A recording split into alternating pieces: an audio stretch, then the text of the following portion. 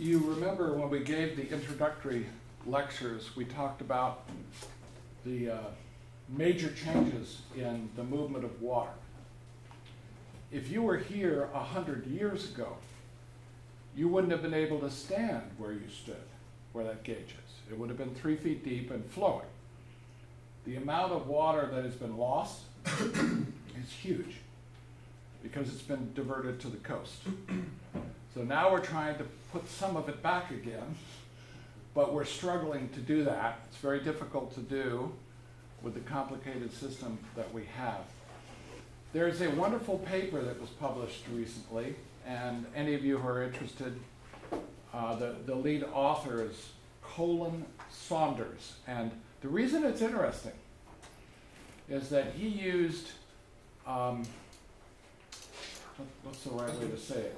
He used biomarkers. He used biological, biochemical markers in the soil to look at the vegetation that was present hundreds of years ago.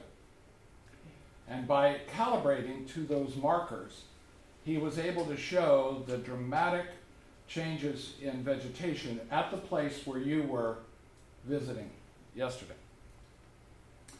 And it's fascinating. It shows that independent of even knowing anything about water management, if you just looked at the soil profile, you can find where the canals were put in like cutting it with a knife, because those markers go along fluctuating like this and then just go like that. You just see it very, very clearly. And what is fascinating is we are now trying to manage the park, right, and put more water in the park, trying to restore something, right? But the trouble is, none of us were around when the park was really the park. When that land was actually the native land, nobody was taking any measurements out there. That's where it's so valuable to be able to go into the soils and see those changes. And it doesn't mean that you can necessarily restore the old vegetation, but it may mean that you can be more educated about how you set your targets. So, Stan, what time have we got here? I don't want to bore these poor people too much.